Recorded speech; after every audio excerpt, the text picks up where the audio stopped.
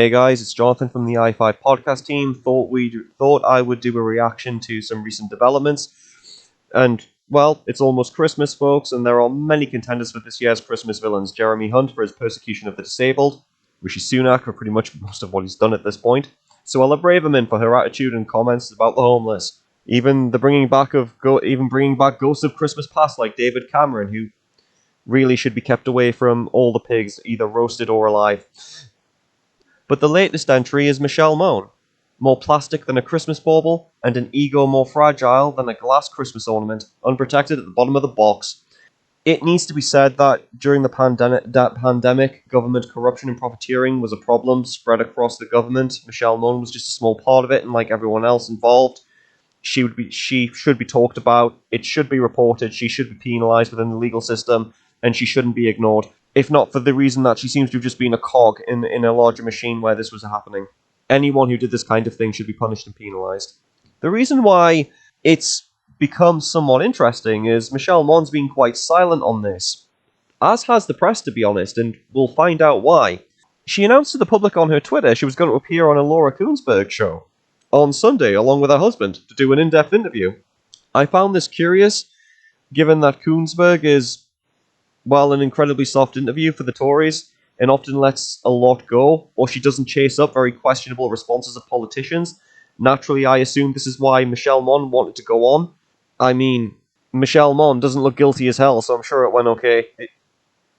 Looking at that tweet, it didn't. Well, let's have a look at some of the highlights. Over a period of months, you said again and again that you had no connection. And your lawyers even said to some journalists it would be defamatory, they'd be libeling you if they told the truth. You know, this just wasn't a slip-up. Yeah. You did. No, it wasn't a slip-up. She's been very precise with everything she did. She even has prepared interpretations that she's sociopathic enough to think people will believe. This was a very precise operation. The money was transferred between multiple accounts, and as she said previously in the interview, she's been very careful to have some kind of plausible deniability. It's not going to fly, obviously, but this has been anything but a slip-up. She's made sure she's contacted some government channels, but evidently not the correct ones. Either that or she never thought that our Tory mates would backstab her. Didn't tell the truth for I months on think if end. we were to say of anything that we have done, we've done a lot of good, but if we were to say anything that we have done, that we are sorry.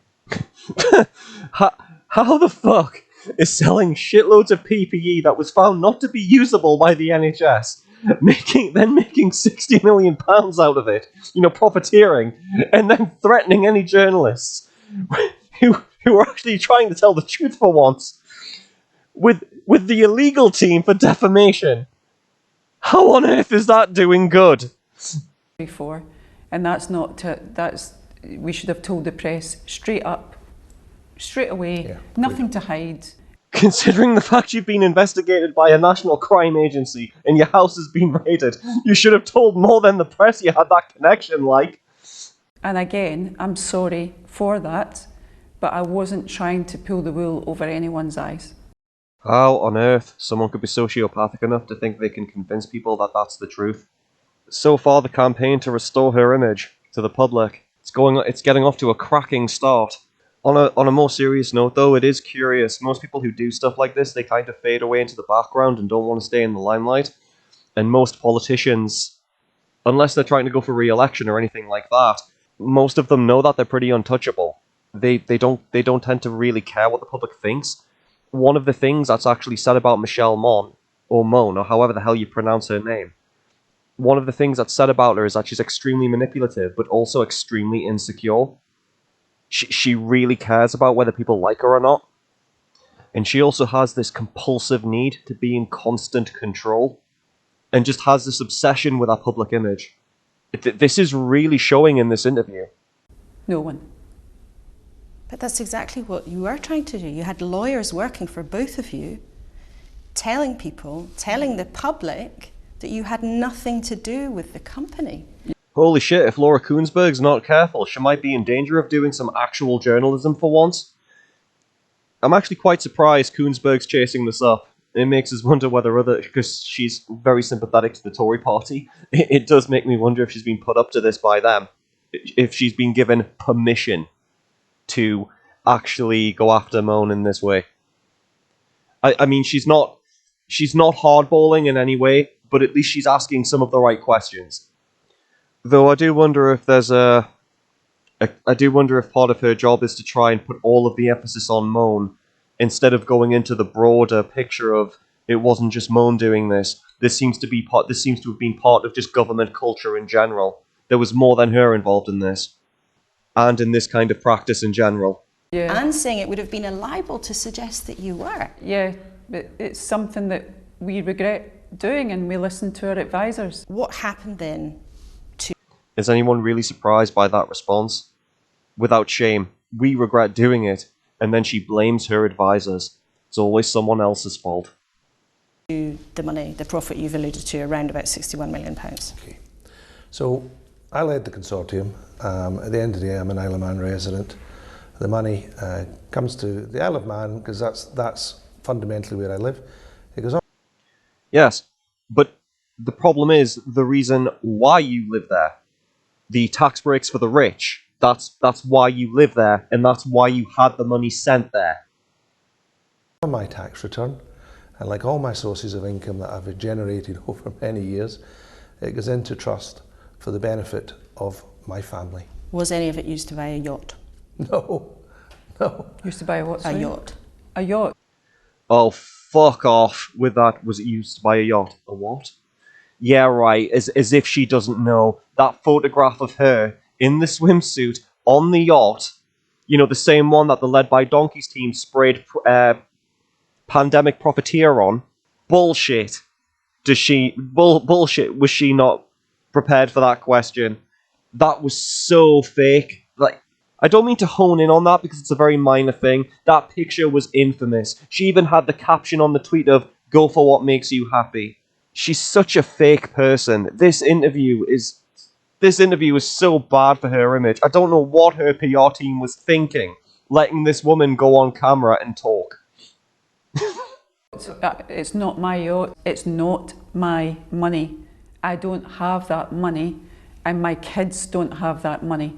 And my children, my family have gone through so much pain because of the media.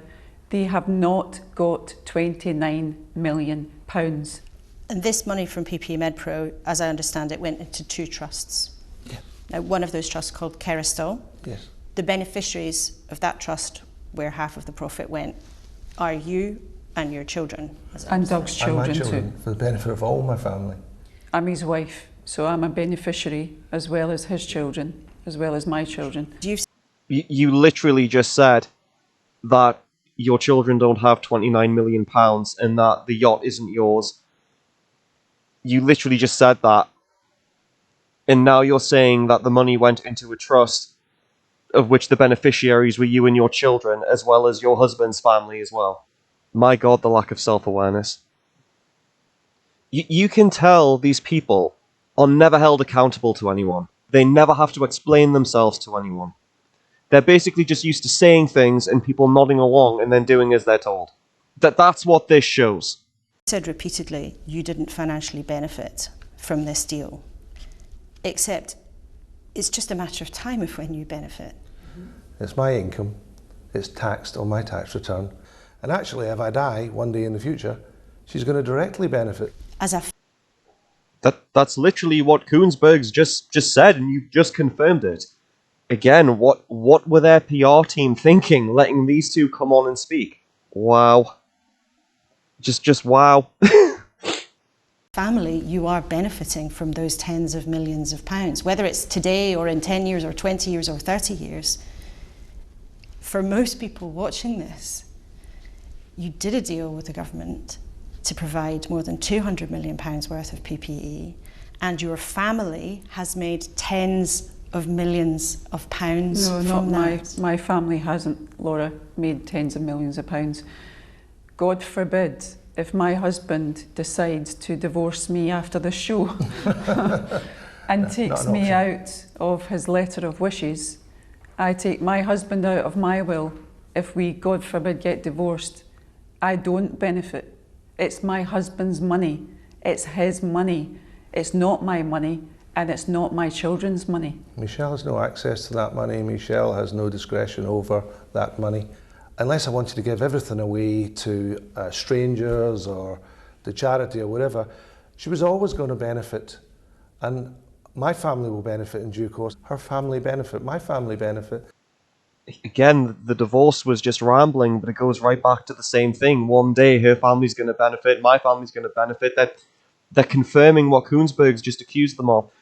That they're trying to go they're going on tangents to distract the interviewer and distract from the questions, so that the audience loses interest or the audience can't follow it.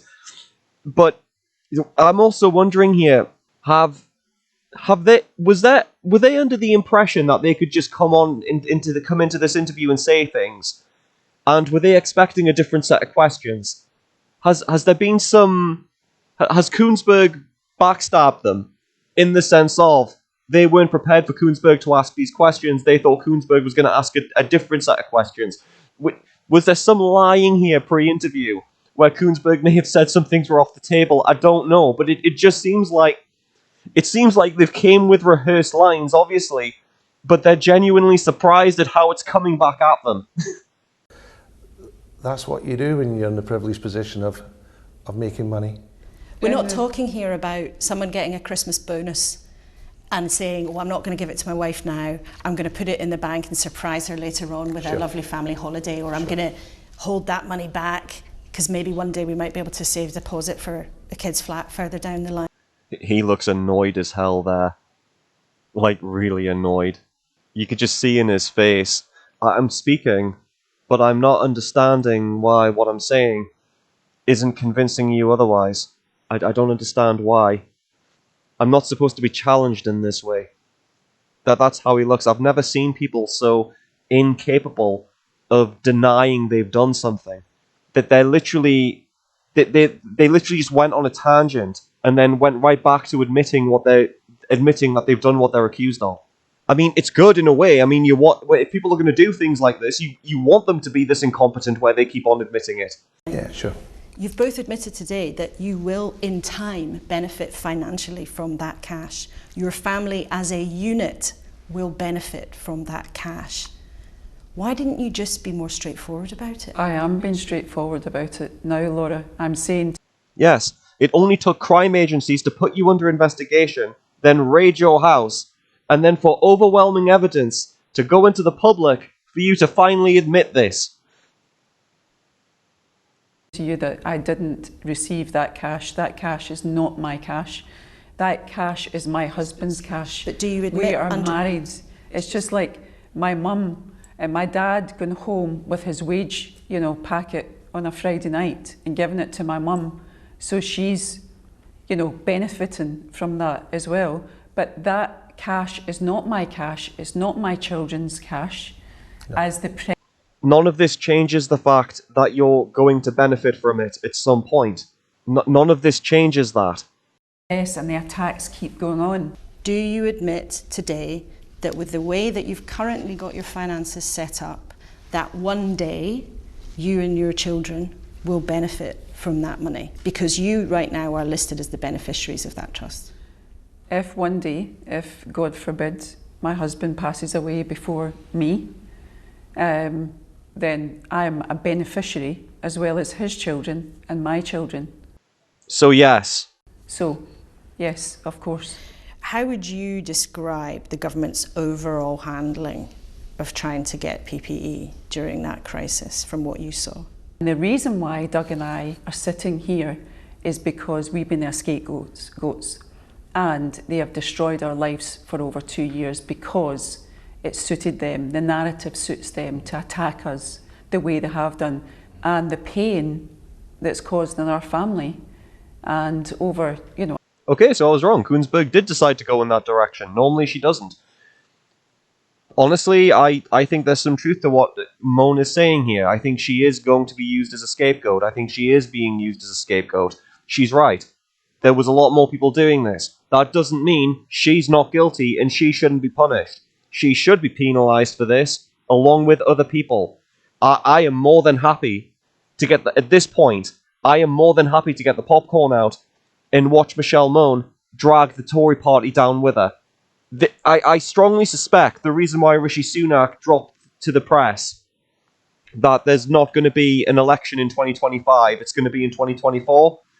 I strongly suspect he said that to try and get this out the headlines, because it's occurred to him that Mone might actually, come after him. I'm loving this.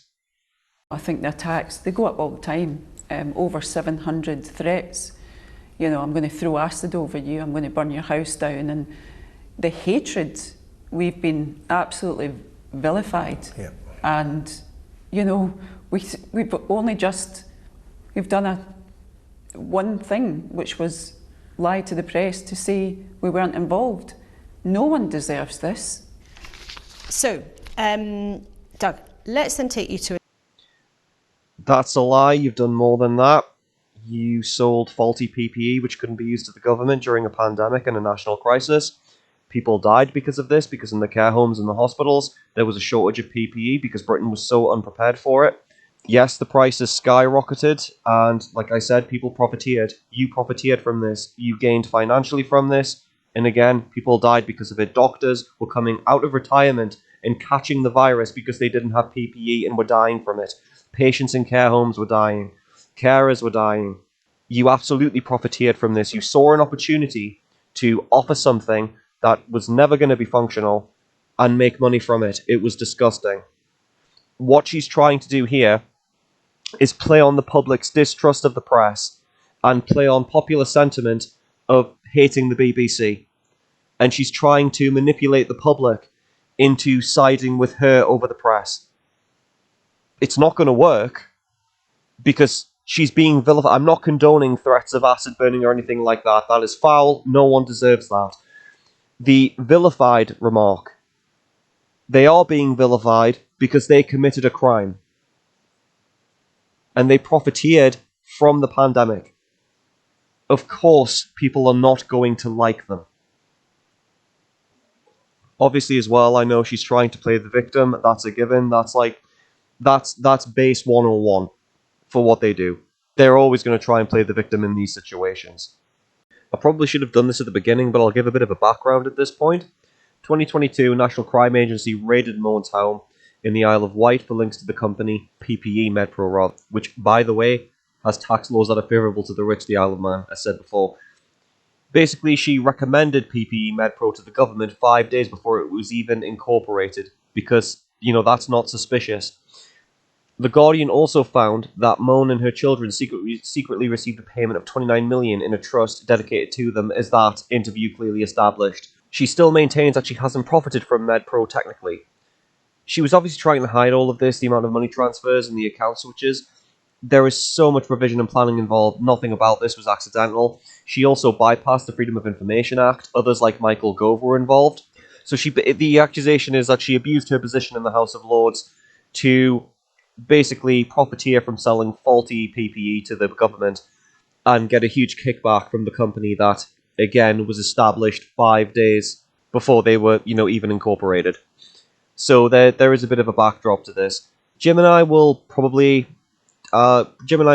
do a video on this because it is quite fascinating, and I don't think it's something that's going to go away anytime soon.